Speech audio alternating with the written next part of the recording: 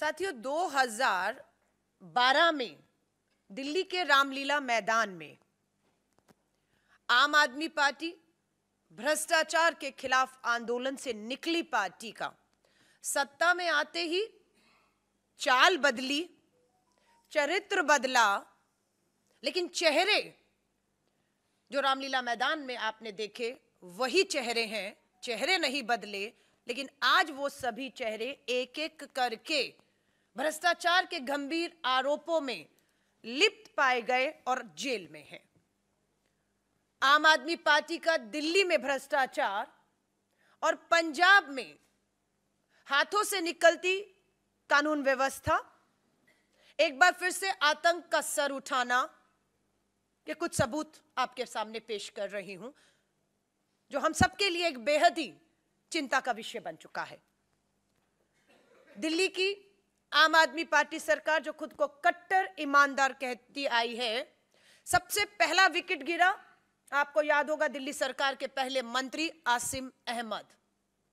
Builder से कमीशनखोरी की बात होते हुए हटाए गए मंत्री पद से और सीबीआई की जांच सौंपी गई। दूसरे मंत्री आम आदमी पार्टी के कट्टर ईमानदार कहे जाने वाली पार्टी के संदीप कुमार, किस तरीके से राशन कार्ड के बदले में एक महिला से किस तरीके का फेवर या जबरन करते हुए वीडियो वायरल हुआ, मंत्री पद से हटाए गए। यह है चरित्र। जितेंद्र तोमर, आम आदमी पार्टी के पूर्व मंत्री, फर्जी डिग्री में, जिसको दिल्ली के मुख्यमंत्री कहते रहे कि उन्होंने उनके सारे कागज डिग्री देख ली है, लेकिन जब पूरी जांच हुई तो पता लगा आम आदमी पार्टी के मंत्री, पूर्व मंत्री जितेंद्र तोमर की डिग्री फर्जी थी। मंत्री पद से हटाए गए, दोषी पाए गए और चुनाव लड़ने पर रोक लगा दी गई। उसके बाद आता है नाम आम आदमी पार्टी की नगर निगम पार्षद गीता रावत। सीबीआई ने 20,000 रुपए की रिश्वत लेते हुए उन्हें रंगे हाथों पकड़ा और जेल भेजा। उसके बाद नाम आता है दिल्ली के ही पूर्व स्वास्थ्य मंत्री सत्येंद्र जैन जी। फर्जी कंपनी, हवाला, पैसे के लेन देन में आज हम जानते हैं कि तिहाड़ जेल की सलाखों के पीछे पिछले 9 महीने से लगभग उन्हें बेल भी नहीं मिल रही और जेल के अंदर किस तरह की सुख सुविधाएं उन्हें प्राप्त हुई कि जेल ही के अंदर तिहाड़ में नाबालिग बच्ची के बलात्कार का आरोपी, जिसका नाम रिंकू है, उससे मालिश कराते हुए पकड़े गए। बाहर का खाना, हर तरह की सुख सुविधाएं लेते हुए उसी तिहाड़ जेल में पाए गए, जिसमें आज आम आदमी पार्टी के नेता मीडिया में आकर बताते हैं कि उनके एक और पूर्व उप मुख्यमंत्री, सबसे बड़े नेता मनीष सिसोदिया की जान को खतरा है। मनीष सिसोदिया जी किसी छोटे मोटे भ्रष्टाचार के मामले में नहीं, कोरोना महामारी के बीच में जब ऑक्सीजन के सिलेंडर अरेंज करने थे, वो घर घर दारू पहुंचाने की व्यवस्था कर रहे थे। एक के साथ एक दारू की बोतल फ्री। नई शराब नीति आई, भ्रष्टाचार के खिलाफ कांग्रेस ने सबसे पहले आवाज उठाई और उसके बाद जैसे ही सीबीआई मुख्य सचिव दिल्ली सरकार की रिपोर्ट के आधार पर दिल्ली के एलजी सीबीआई को जांच सौंपते हैं, जांच के डर से तुरंत दिल्ली की शराब नीति वापस ले ली जाती है, यह सोचकर कि ये बच जाएंगे। लेकिन आज सीबीआई ने 8 घंटे की पूछताछ के बाद जब मनीष सिसोदिया को गिरफ्तार किया, राहत के लिए सुप्रीम कोर्ट गई आम आदमी पार्टी, राहत नहीं मिली, उनकी रिमांड दोबारा सीबीआई को दी गई और 20 मार्च तक आम आदमी पार्टी के नेता पूर्व मुख्यमंत्री मनीष सिसोदिया को जेल तिहाड़ में भेजा गया। उसके बाद पता लगता है कि उसी तिहाड़ जेल में ईडी ने भी अपनी लगातार 2 दिन की पूछताछ में ऐसे पुख्ता सबूत और आधार पर उन्हें गिरफ्तार कर लिया है। सीबीआई के बाद अब ईडी की गिरफ्त में मनीष सिसोदिया है। हमारी पंजाब की यूनिट, हमारे पंजाब कांग्रेस के अध्यक्ष, नेता विपक्ष, पंजाब के राज्यपाल को मिलकर लिखित में इस बात की मांग करके आए हैं, जो हमारा मानना है कि दिल्ली की भ्रष्ट शराब नीति के जो तार हैं वो पंजाब और पंजाब में बैठे लोग और सरकार से भी जुड़े हैं। इसकी भी सीबीआई जांच होनी चाहिए, उसे भी सीबीआई के जांच के दायरे में लाना चाहिए।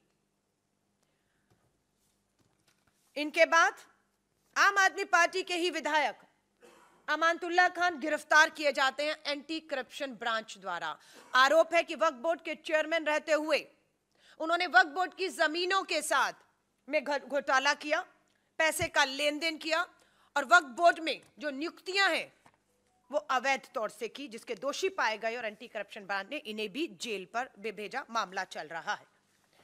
दिल्ली महिला आयोग की अध्यक्ष स्वाति मालीवाल डीसीडब्ल्यू में अवैध नियुक्ति के मामले में कि पार्टी कार्यकर्ताओं की लगातार अवैध नियुक्तियां की गई, नियम कानून के से जो खिलवाड़ किया गया, भ्रष्टाचार के मामले में कोर्ट ने दिल्ली की महिला आयोग स्वाति मालीवाल को भी जो है वो आरोप उसके खिलाफ तय कर दिए हैं भ्रष्टाचार के। ये आम आदमी पार्टी के दिल्ली के भ्रष्टाचार के 8 मामले मैंने आपके सामने रखे हैं। इसके बाद मैं पंजाब पर आऊंगी, पर उससे पहले एक और गंभीर मामला।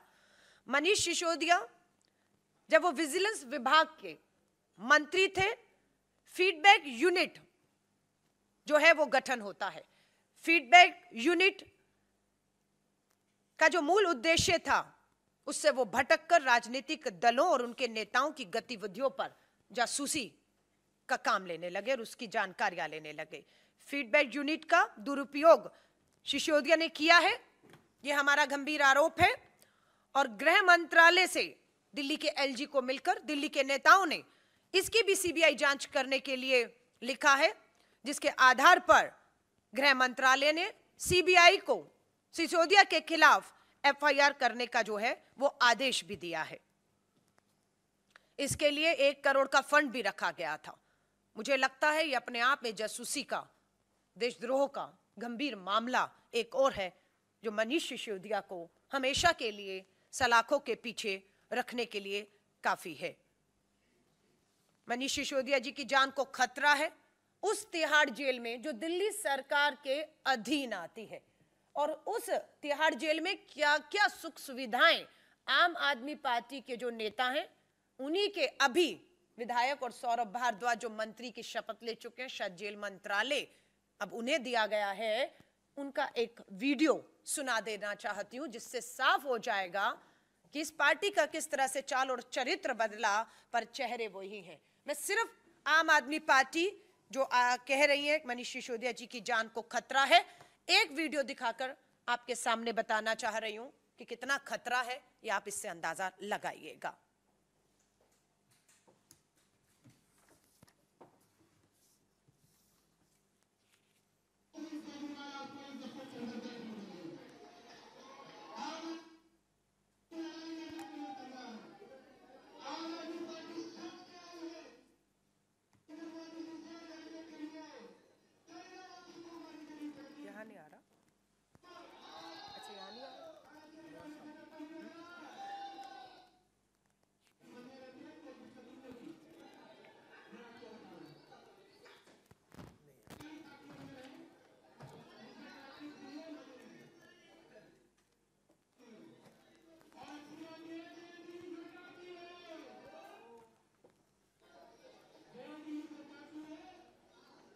वीडियो हम लोग मीडिया के ग्रुप में भी दे देते हैं।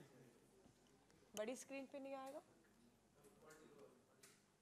तो आपने चला दिया वो, ठीक है, हम वो वीडियो आपसे मीडिया ग्रुप में शेयर करेंगे, जिसमें साफ आप देख रहे हैं सौरभ भारद्वाज इस बात का दावा कर रहे हैं, अपने कार्यकर्ताओं को कह रहे हैं कि आपको किसी भी तरह की फिक्र और चिंता करने की जरूरत नहीं, तिहाड़ जेल हमारा है, दिल्ली सरकार के अधीन है, जो जेल जाएगा उसे हर तरह की सुख और सुविधाएं प्राप्त होंगी।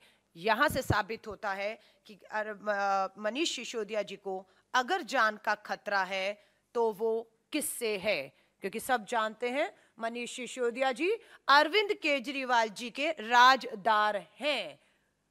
मनीष सिसोदिया अगर लंबे समय तक अंदर रहे तो मैं जितना उनका स्वभाव जानती हूं, वो लंबे समय तक चुप नहीं रह पाएंगे, उनकी चुप्पी टूटेगी और उनकी चुप्पी अरविंद केजरीवाल की कुर्सी तक पहुंचेगी। क्यों? क्योंकि आपका नीति शराब नीति को लेकर जो भी फैसले हो रहे थे वो दिल्ली के मुख्यमंत्री की जानकारी में हो रहे थे, उनकी इजाजत से हो रहे थे, उनकी देखरेख में हो रहे थे। मनीष ये जानते हैं सिसोदिया जी की फाइलों पे साइन उनके थे, फैसले उनके विभाग ने लिए, वो फंस गए, लेकिन अरविंद केजरीवाल अपने आप को बचा नहीं पाएंगे, मुझे ये पूरा भरोसा है, क्योंकि ईडी की सप्लीमेंट्री चार्जशीट में भी अरविंद केजरीवाल जी को आरोपी बताते हुए उम्मीद की जा रही है कि अगले कुछ समय में उनसे भी पूछताछ हो सकती है। मैं अब आपको दिल्ली के भ्रष्टाचार पे आम आदमी पार्टी को पूरी तरह तथ्य और सबूतों नामों के साथ बेनकाब करने के बाद पंजाब लेकर चलती हूं। पंजाब के हालात बहुत ही गंभीर और चिंताजनक हो रहे हैं। श्री राहुल गांधी जी ने पंजाब के चुनावों में पंजाब के लोगों को बार बार कहा कि पंजाब एक संवेदनशील राज्य है, पंजाब सरहद से जुड़ा राज्य है, पंजाब में किसी तरह का कोई प्रयोग नहीं होना चाहिए या पंजाब को प्रयोगशाला नहीं बनाने चाहिए, और वो भी ऐसे राजनीतिक दल जो बिल्कुल भी अनुभवहीन है, अनाड़ी है, उसके हाथ में पंजाब सौंपना किसी खतरे से बाहर नहीं होगा। आज श्री राहुल गांधी जी के एक एक कथन पंजाब की जमीन पर सच साबित हो रहे हैं, ये दुख के साथ मुझे कहना पड़ रहा है। पंजाब की सरकार बनते ही सबसे पहला हमला हुआ, राष्ट्रीय कबड्डी खिलाड़ी संदीप सिंह नागल की हत्या होती है 7 अप्रैल को। इस हत्या के बाद अभी आपने देखा सिद्धू मूसेवाला, एक युवा कलाकार की दिन दहाड़े सरेआम हत्या होती है, और उस हत्या की साजिश भी दिल्ली सरकार के अधीन तिहाड़ जेल में बैठकर साजिश होती है। आज सिद्धू मूसेवाला जी के परिवार पंजाब की विधानसभा के बाहर बैठकर अपने बेटे की हत्या के जो दोषी हैं उन्हें सजा देने की और न्याय की मांग कर रहा है। पूरी कांग्रेस पंजाब की सिद्धू मूसेवाला जी के माता पिता के साथ पंजाब विधानसभा के बाहर उन्हें न्याय देने की बात कर रही है। सिद्धू मूसेवाला जी की सुरक्षा में कमी और कटौती बिना सोचे समझे पंजाब सरकार के फैसले ने उन्हें मौत के मुंह में पहुंचाया। और वहीं पर खबर मिलती है कि पंजाब के मुख्यमंत्री की पत्नी को, उनकी सुरक्षा को बढ़ाते हुए 40 पुलिस वाले भगवंत मान की पत्नी की सुरक्षा में बढ़ा दिए गए हैं। सुधीर सूरी शिवसेना के नेता, अमृतसर में 4 नवंबर को दिन दहाड़े उन्हें गोलियों से उनकी हत्या की जाती है। श्री आनंदपुर साहिब में एक एनआरआई युवा जो एक सेना सोल्जर, हमारे जो सिपाही हैं, सोल्जर हैं, परिवार से, सेना परिवार से आते हैं, प्रदीप सिंह, 8 मार्च को उनकी भी श्री आनंदपुर साहब में दिन दहाड़े हत्या कर दी जाती है। अजनाला के अमृतसर में अमृतपाल सिंह अपने लोगों के साथ हथियारबंद तरीके से थानों में अंदर तक घुसते हैं और धमकी देते हैं कि अमृतपाल सिंह और जिनके भी खिलाफ एफआईआर हुई है उसे वापस लिया जाए। चिंता की बात है, अमृतसर एसपी झुकते हैं और उनके खिलाफ एफआईआर वापस ली जाती है और उन्हें रिहा करते हैं। यानी कि दिखता है कि पंजाब की पुलिस ने और सरकार ने पंजाब में पनप रहे, दोबारा से सर उठा रहे आतंकवाद के सामने घुटने टेक दिए हैं। कांग्रेस को चिंता इसलिए भी है क्योंकि पंजाब का वो दौर, आतंकवाद का दौर कांग्रेस ने देखा ही नहीं। कुर्बानियां देकर, तब के मुख्यमंत्री बयान सिंह जी की कुर्बानियों के बाद वहां शांति बहाल हुई और आज उस शांति को एक बार फिर से चुनौती मिल रही है। आप सभी से मैं कहूंगी, भ्रष्टाचार का मामला भी पंजाब में अगर मैं आपको बताऊं, विजय सिंगला पंजाब के ही स्वास्थ्य मंत्री 1% कमीशनखोरी में पाए जाते हैं। सीबीआई उनको गिरफ्तार करती है, जेल भेजती है, लेकिन आम आदमी पार्टी में अभी भी इनका कद बना हुआ है। आम आदमी पार्टी के अमित रतन 5 लाख की रिश्वत लेते हुए पकड़े गए हैं। ये लगातार भ्रष्टाचार के मामले में कहूं या पंजाब में चरमराती कानून व्यवस्था कहूं, हत्या कहूं जिस तरीके से पैर फंसा रही है, ये हम सबके लिए बेहद चिंता का विषय जो है वो बना हुआ है। बात उठ रही है विपक्षी एकता कहां है। मैं हर एक को कहूंगी, किसी भी धोखे में मत रहें। जो अपने आप को विपक्षी बता रहे हैं, वो कितने विपक्ष में हैं, ये आप और हम साफ देख रहे हैं। हमारा मानना है कि कन्याकुमारी से कश्मीर तक 4000 किलोमीटर भारत जोड़ो यात्रा ने एक बार फिर साबित किया है कि पूरे देश में राष्ट्रीय स्तर पर अगर कोई सबसे मजबूत विपक्ष एक खड़ा है आज भाजपा की तानाशाह सरकार के खिलाफ, तो उस एक राष्ट्रीय मजबूत विपक्ष का नाम है भारतीय राष्ट्रीय कांग्रेस, और उनके नेता का नाम है श्री राहुल गांधी, जो किसी तरह के भी किसी भी दबाव में नहीं आ रहे हैं। मल्लिकार्जुन खड़गे साहब भी पूरी ताकत बनकर भाजपा की इस तानाशाह सरकार और उनका द्वारा संवैधानिक संस्थाओं के दुरुपयोग पर लगातार अपनी आवाज को उठा रहे हैं। कर्नाटका में कमीशन खोर बोम्मई सरकार का विधायक का बेटा 40 लाख रुपए की रिश्वत लेते हुए पकड़ा गया। 8 करोड़ कैश पकड़ा गया।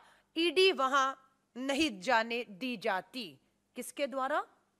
केंद्र की भाजपा सरकार द्वारा। किसी भी भाजपा नेता या वो नेता जो भ्रष्टाचार में पकड़े गए लेकिन भाजपा में शामिल हो गए, इन दोनों लोगों के खिलाफ पिछले 9 सालों में आपने कहीं भी कोई भी कार्रवाई होते हुए नहीं देखा होगा। यहीं से हमारे आरोप साबित होते हैं कि केंद्र की भाजपा सरकार अपने इशारों पर इन संवैधानिक संस्थाओं को जो है वो नचा रही है कि कोई भी भाजपा का नेता या भाजपा से समझौता करने वाले नेताओं पर आंच नहीं आएगी। कांग्रेस की अगर बात करूं तो यहां पर फिर पक्षपात बिल्कुल किया जा रहा है। 9 साल से केंद्र में भाजपा की सरकार है। आज कांग्रेस गर्व से इस बात को दोहराती है। 9 साल देश पूछ रहा है केंद्र की भाजपा सरकार और प्रधानमंत्री जी से, 9 साल कम नहीं होते। 9 साल से आप सत्ता में हैं। देश के पूर्व प्रधानमंत्री जी डॉक्टर मनमोहन सिंह जी आज हमारे बीच में हैं, बिल्कुल उनका आशीर्वाद है। कोलगेट 2G 3G हर तरह के आरोप लगाए, लेकिन गर्व से कहते हैं कि डॉक्टर मनमोहन सिंह जी हो, उनके जितने भी पूर्व केंद्रीय मंत्री हो, उनकी सरकार में रहे सांसद हो, किसी एक पे भी केंद्र की भाजपा सरकार 9 सालों में एक भी आरोप साबित नहीं कर पाई। 55 घंटे श्री राहुल गांधी जी से पूछताछ होती है, लेकिन 55 घंटों की पूछताछ 9 साल के बाद भी आप कुछ नहीं बिगाड़ पाते। और राहुल गांधी जी पूरे 4000 किलोमीटर की यात्रा 5 महीने इन्हीं सड़कों पर लोगों के बीच में करते हैं। श्रीमती सोनिया गांधी जी को बीच संसद के में आपने संसद सत्र छुड़वाकर सीबीआई ने बुलाया, पूछताछ की। 9 साल कम पड़ गए, घंटों की पूछताछ कम पड़ गई, 9 महीने बचे हैं। हम चुनौती देते हैं, आप ना कुछ साबित कर पाए हैं ना कर पाएंगे, क्योंकि आपके आरोप पूरी तरह झूठे थे। तीसरी अब मैं बात आती हूं, पहला उदाहरण भाजपा, दूसरा कांग्रेस, अब तीसरा आम आदमी पार्टी। यहां पर भ्रष्टाचार है। यह कांग्रेस ने पुख्ता सबूत पंजाब कांग्रेस हो, दिल्ली कांग्रेस हो, हमने दिए हैं। और यहां पर ईडी सीबीआई की कार्रवाई उन 5% मामले जो हम कहते हैं सही है, वो इन 5% मामलों में आम आदमी पार्टी का भ्रष्टाचार आता है।